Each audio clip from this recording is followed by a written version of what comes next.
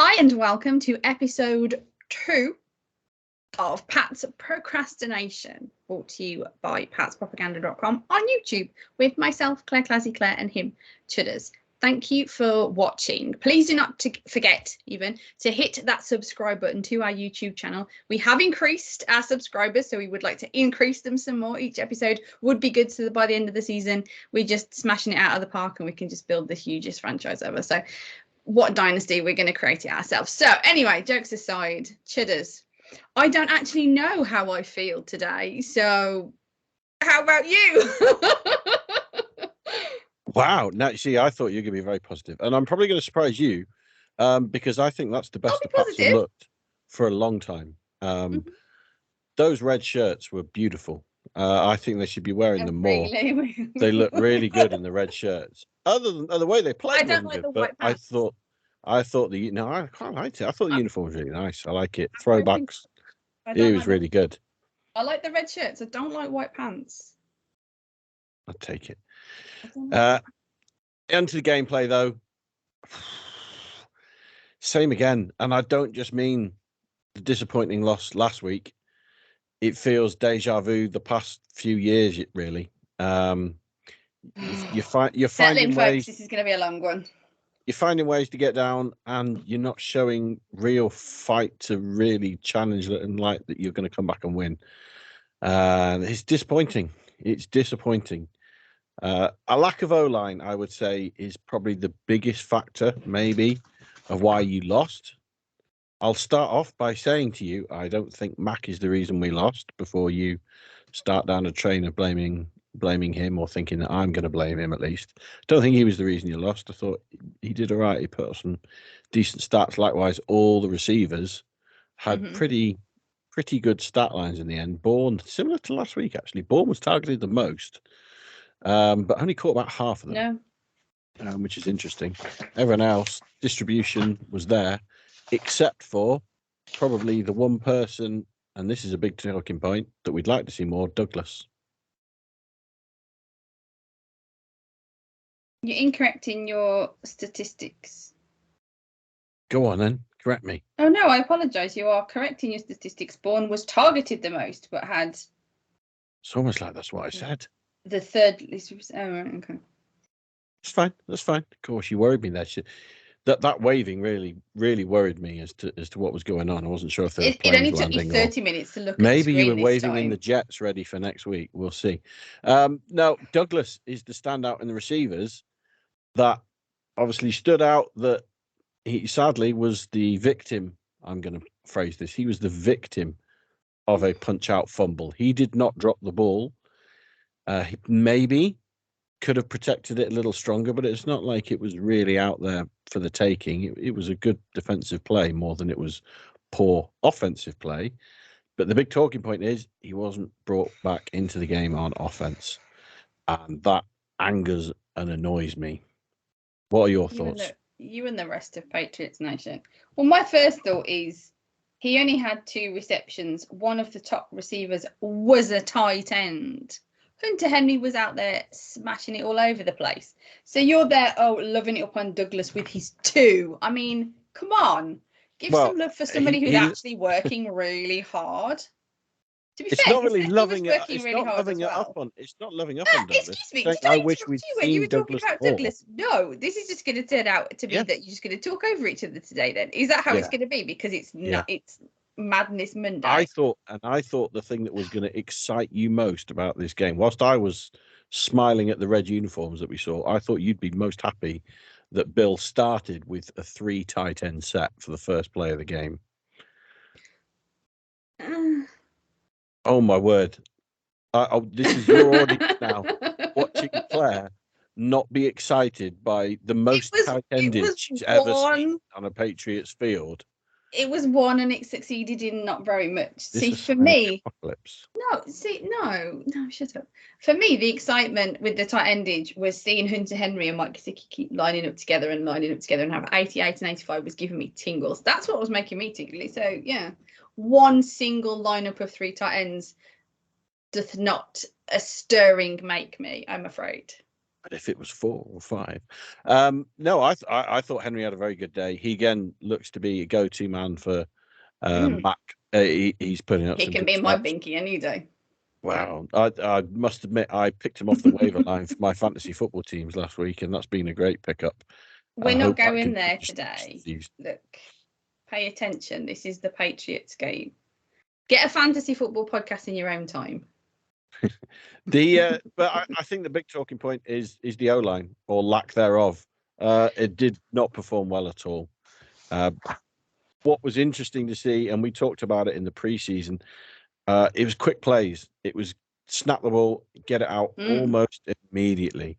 And that game was working quite well, but there doesn't seem to be a plan B. There's no ability really to drop back and have any time whatsoever.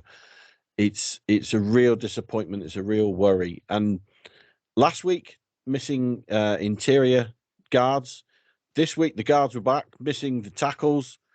And both weeks there were issues. I would love to think when we have a starting 5 that we'd probably all agree on, the O-line's going to be wonderful again, but I just can't see it happening. I think it's a real struggle. I think they're going to need outside help. I don't know what the answer is, but I really worry for this set of players they have. Do I get to talk now? You can talk now. Okay, thank you. The one thing that I wanted to make when you were talking about the O-line was, before we started going on air, I was looking at the snap count because I was really interested at the way they were having to rotate. And they did. They had Anderson in for 100%, Strange in for 100%, Andrews in for 100%, and Lowe in for 100%. But the guard with Onwenu and Maffey was, it was a rotation. It was a carousel. And I think that was, the impact was more significant than maybe the last game. And this is what interests me in regards to the O-line is what is going to be the best 5, because they're having to rotate so much. What is the best 5? And I don't mean the best 5 as in the best 5 O-linemen. I mean the best 5 O-linemen that play best together, because it's all very well you having 5 top O-linemen. If they can't kind of get into the groove, which they were struggling with, and that was a problem, if they can't get into that groove, what good is, top talent if it can't perform as a unit? And I think this is something that's interesting that I really, really, really hope going forward that they can get sorted on. Because the one thing that did give me a little bit of hope in regards to that was the way that Mac performed under pressure better last night or yesterday, whenever you're listening to this, on in the game against who did they play? In the game against the Dolphins. It's Monday, folks. Then against the Eagles. So I think Mac performed better. He dealt with the pressure better, and that to me is a massive thing. I think personally, not to try and get the moral victories and find the positivity and all that kind of crap, but as we have always argued about, I am a big Mac girl, and I just think the fact that there is an increase in him, something better, something to be positive about it. I don't see anything wrong with holding on to that, at least for a little bit. I think that's fair. And I've got the game on replay in the background, and I think I've just witnessed what was almost the highlight of Cole Strange's career in the NFL, when he so nearly made that first down in the fourth quarter, but didn't quite make it. But it speaks to... We're not going chronologically then, are we? Obviously not. Well, and that's it. And that's the end of the show. Thanks ever so much, folks. We're talking about the O-line. I worry. I do think Matt played well. I agree with you. I think he played well considering the lack of time he had in front of him. I mean, he finished with 4 sacks for losing 31 yards because of that O-line. But as you say, a hell of a lot of pressure that was getting back there. I hope they can get a starting 5, which is probably Andrews, Onwenu, Strange, Brown when he's back, and X at right tackle. This is it. I don't even know. This is the thing. This is which of the X is going to make the best O-line, and I don't mean as I said the best player. I mean the best fit. for me, I think that feels more important at this stage, because they're just not quite in sync. They even said, I think it was the commentators on the actual game even said it looks out of sync. It doesn't look cohesive. Yeah, I think it's fair to say. And another question that I was going to have for you, I didn't think the run game was very effective. Whether you think that's the poor O-line game.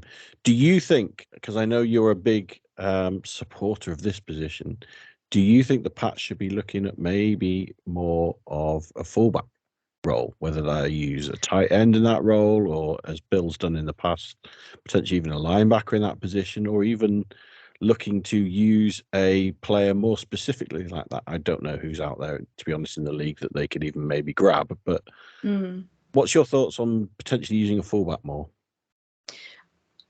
I don't know. For me personally, it's one of those, but the actual Patriots themselves, they had Furtzger in, and he had that more element within his tight endage, if you like, and they just obviously didn't utilise. So I don't think, even if I wanted them to, I don't really think it's necessarily the way to go, because of who they have as running backs, because Elliott and Stevenson are quite power running backs.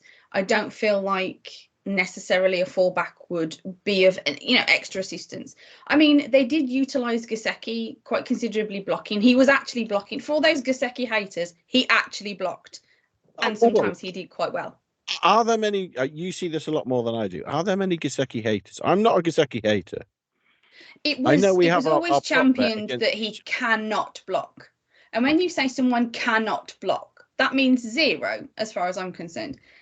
And this guy was blocking. I specifically watched this because you know that I do, because I've done this before with another tight end that we won't talk about.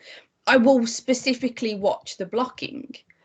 And yes, Hunter's has kind of increased and it has got better, and Gesicki was blocking. Now, I'm not saying that every single block that he performed was amazing. No, of course not. I am not giving you that. But I think that the shade on him that's being thrown is unnecessary now, because he is being utilised as a blocker to a degree, and he is blocking, and he has been successful. Unfortunately, we don't really want him utilised like that, because he's a yards after the catch and he's much more of a playmaker. So another fantasy thing, why I haven't got him on my fantasy anymore, because he's just not going to gain any points, folks, which is very unfortunate. So is that your fantasy team or your fantasy? My fantasy team. There we go. The fantasy thing is an off-air discussion that people have to have subscriptions for, etc., etc. Anyway, more seriously, so yeah, as for to go back to your fallback question, I just don't think it'd work. I see your point, but I disagree at this stage anyway. I mean, if it really gets really bad, then perhaps, but I just think the O-line needs to get more solid. I don't think they should be focusing on bringing somebody else in that's a different position, trying to utilise him, that kind of thing. I don't think that's what they should be focusing any energy on. For me, the energy should be getting your O-line right, for crying out loud. Yeah, I think it's fair. I think I mean, they're in some ways they're unlucky. They've picked up a lot of injuries during the off season and these first sort of 2 weeks of the season. But I think they didn't help themselves with the lack of bringing in talent, established talent, early talent in the draft. They didn't help themselves with the front five that they put together in the team building, in the roster building process.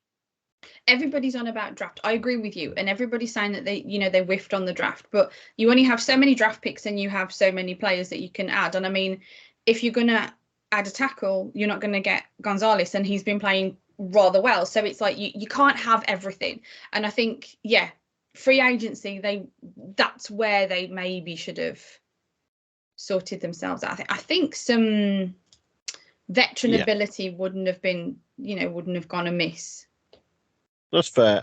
I mean, at the time, I liked DeJuan Jones as well, and he was very. Yeah, I did. I was ready for a first round tackle. But this. Exactly. It doesn't matter now. It's done and dusted. That's the roster they've got. I still think they could be looking for some help there, though. Go on. Can I make one point before I forget it? Please. That's why I was poking at you with my pen. Because it was like, I need to make this point. It is nothing to do with the offense, but I wanted to say this to you because I'm waiting for the reaction that this is going to cause. The Bengals are 0-2 at the moment. Just saying. That was it. That was my comment. I genuinely thought I would get more of a reaction out of you than that. Well, they are 0-2, and they've not played well, being 0-2 as well. No. And if I was But the sky isn't falling in Cincinnati. No, because they've got a hell of a lot more talent, and they're far more. But they're still 0-2. They're 0-2. When was it last year they were 0-2 and they still made it to the Super Bowl? So there's still a chance. Okay, that's the way you're. No, I am not doing a sandwich bet. No. I was going to bring this up later. Actually, I was going to bring it up whether there was, if you wanted to lay some more props to try and win back sandwiches. Eating me out of house and home. The one that I was going to throw you, we're bringing this up early now. I was going to bring this up later, but since you've brought it up, the one I was going to throw you is my prediction that next week against the Jets, from the Patriots, there will be a pass attempted by a non-quarterback. Do you want to take it? She's thinking. The hamster is running around in there. How rude. Sorry. No, but I reckon we should have people writing in who will accept it from you. No, I'm not owing 100 people sandwiches because my bet didn't come in. I was trying to give you a freebie. So let me get this straight. So you think that somebody who isn't a quarterback on the Patriots will throw a pass? And if nobody does, I'm owed a sandwich? Is this how we're working that one? Yeah, exactly. I'm giving you a chance here. Because, to be honest, I'm trying to pity bets. Well, it's because... Right, we're doing this now then. It's pity bets because are you still confident that Gasecki's going to win you a sandwich? No. Exactly. Are you still confident Pats are going to win 11 games? I don't know yet. Are you still confident the Patriots are going to finish second in the division? It's still early. It's only the second game. Those two I'm still on the fence with. The Gasecki one, I might as well send you the sandwich now. What do you want kind of situation. Really?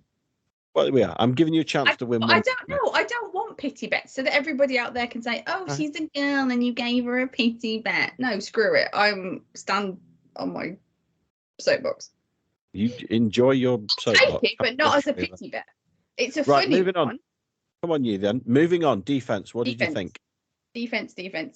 I like our defense. I should have worn my Boogeyman t-shirt. I know that's kind of old and retired and everything, but I still like the t-shirt and stuff like that. So yeah, I should have worn that. I do like this. I want to give some props to Miles Bryant. He didn't play like 100% fantastic. No, he had some whips, but he had some really good plays as well. And he really did try hard. And I have been a little bit of a Miles Bryant basher in the past. Not excessively, because I try not to be too negative. But I want to give a little bit of props to him because I think he did quite well. Jelani Tavai, I think he's a sneaky good one as well.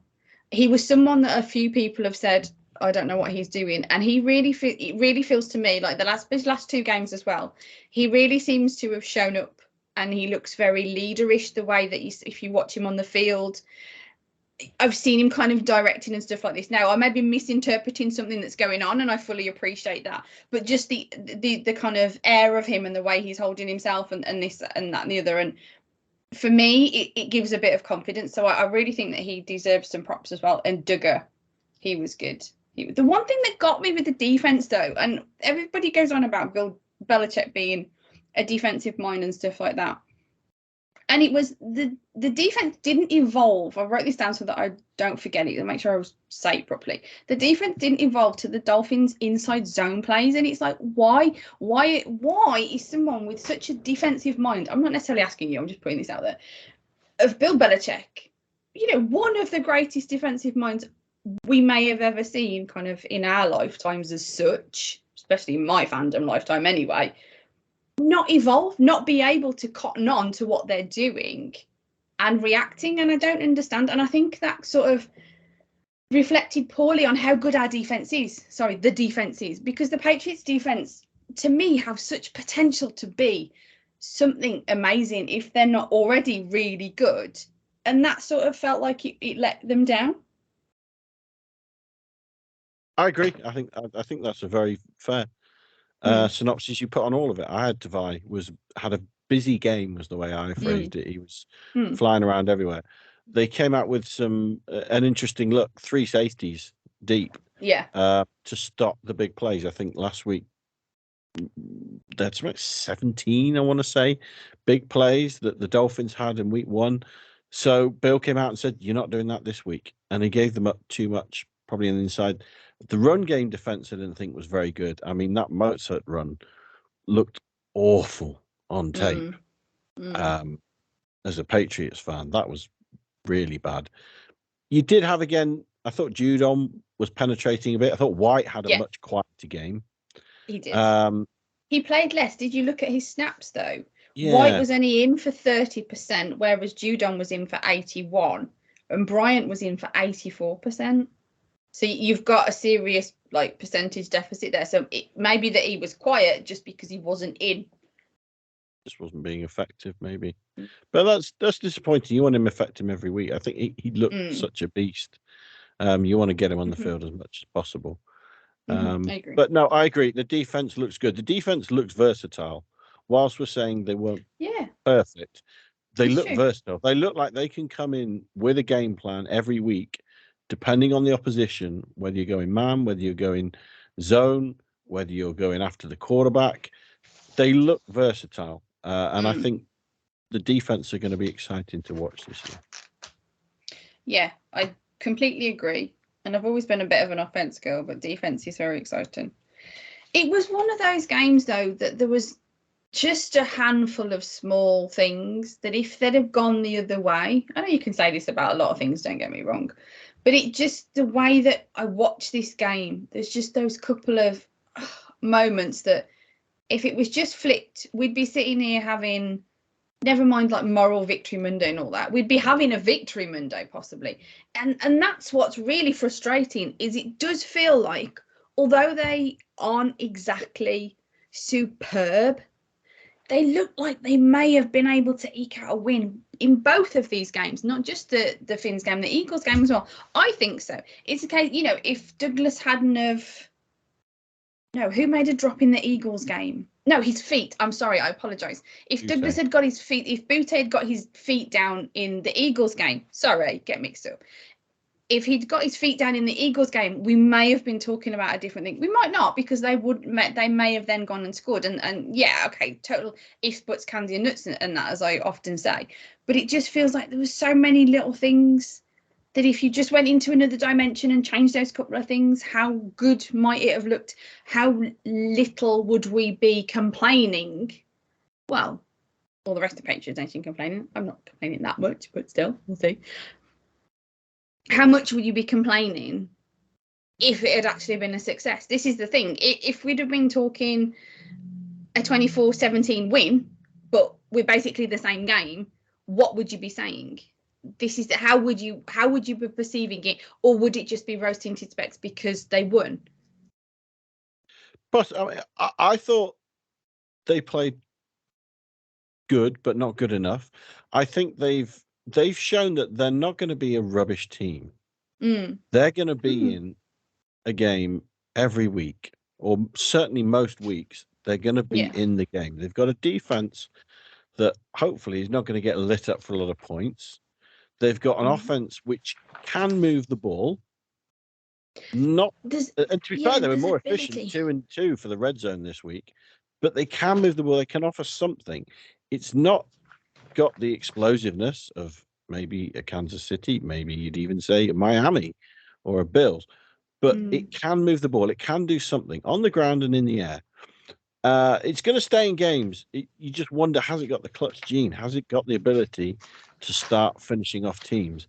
The other worry I have, and you've made a good synopsis there, that the Patriots have been in 2 games going into those final minutes of the fourth quarter. They're in these games against what you'd say is good teams. It's the Super Bowl runner-up. And to be honest, I thought the Dolphins looked incredibly hot. I nearly swore then, but incredibly hot in week 1. We don't have an 18 rating on this, so please don't. The fear is they are 2 good teams. I think when you played them, they didn't play at their best. I think the Dolphins looked better on offense and defense last week, and you still couldn't beat them. You still lost both games by a touchdown, pretty much. I know it's slightly less with the Eagles, but you needed a touchdown at the end to win the game or to be tying the game.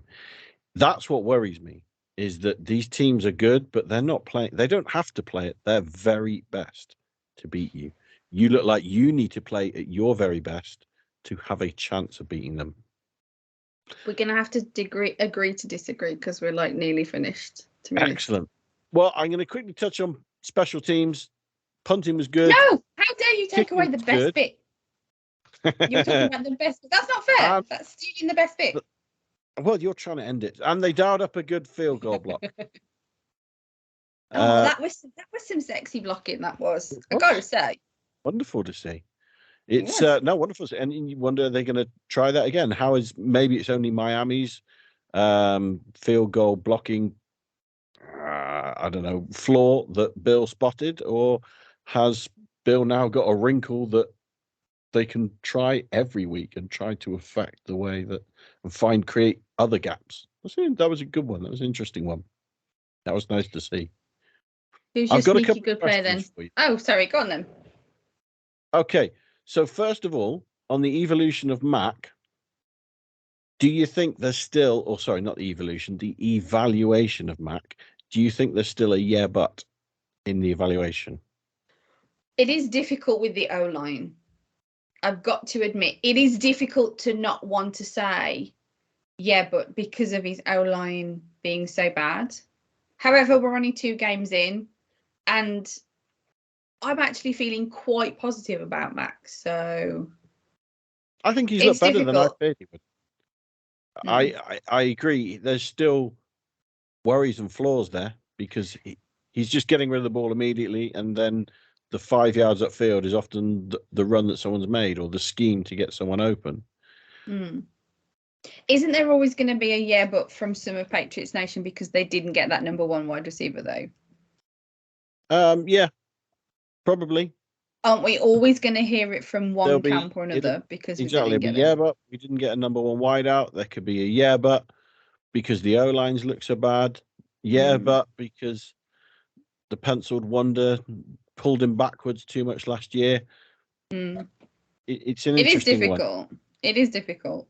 I know you hate it, but it is difficult. No, I think he's looked, like I said, he's looked better this year than I feared he would. Certainly better than he looked last year. I still wonder if he is the long-term future there. But we shall see. We don't have to go into it. We don't have to answer this one now. Boo. Sandwich bet. Matt Jones is the quarterback for the Patriots in 2024. No, I'm not taking that. He will be. Oh, I nearly swore then. I tell you what, you could 2025 is a good question. No. That's boring and that's too far in advance. And next year or nothing. Anything else you wanted to comment on the game? Who was your sneaky good player then? So my sneaky good player. So this week it's sponsored by Jack. So shout out to Jack, your friend Jack. He sponsored that one. So the underrated player of the day. Did he even know? Bless him. The underrated player of the day this time, I'm going to give it to Gonzo. That's 2 weeks running. So you're maybe seeing a bit of favoritism here. But he had a pass breakup. He had an interception. You play favorites? I know. Who'd have thought? On defense? What? But I wish I could give it to Mac or someone on the offense who. Don't make me swear at you because we haven't got a rating. So just stop it right now. That happens. But again, he was trusted against one of the best receivers in the league, if not the best receiver in the league. I'm sure an early pick for anyone who's playing fantasy football. And he held Tyreek Hill to only 5 of 9, 40 yards. It was Waddle that got the yards, got nearly twice that with his. He got more than twice. I got 86, I think. He kept Hill in check. Again, a lot of trust going into a young kid, and he is looking good. He is looking good. Have you got a crush on him like Fitzy has? I wouldn't say a crush. He's Fitzy seems to impressing be me. crushing on him. He's impressing me. Really, I can't criticize his play too much. He's playing very well. He's playing very well. I agree. Yes, totally. One other little mention I wanted to have, which apologies, this is not Patriots related, but I did want to shout out because I went to the Brit Bowl yesterday, which was really good. Can recommend to any UK based football fans, let alone Patriots fans. Got to see Manchester Titans beat the London Warriors, and a shout out to Johnny Morehouse, the captain and centre for the Titans, who spent some time after the game with my kids. Absolutely brilliant to see.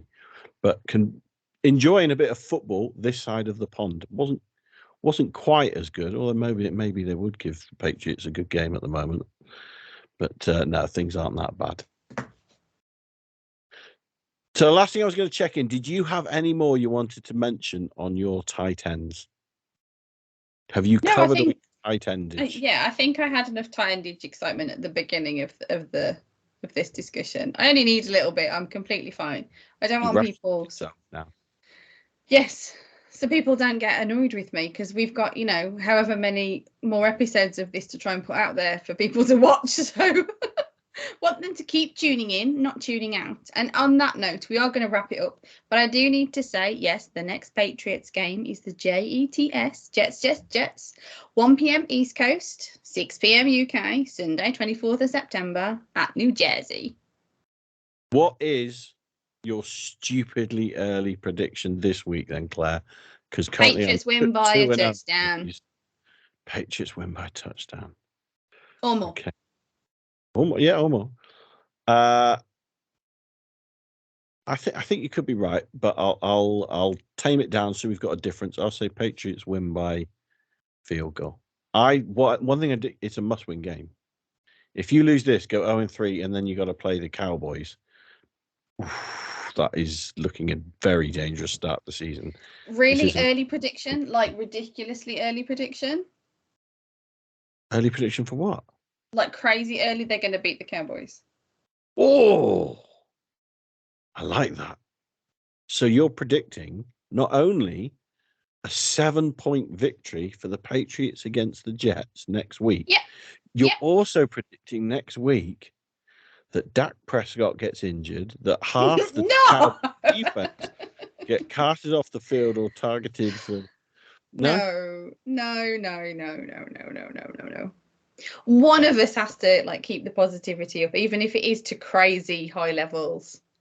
But it's still early in the season, so hit me back at week 10 and we'll see how much positivity is left in the glass by then, depending on how well it's going. You should be well excited. The Patriots are going to go 11-4 from here on, based on your preseason prediction. Yeah, it's going to be incredible.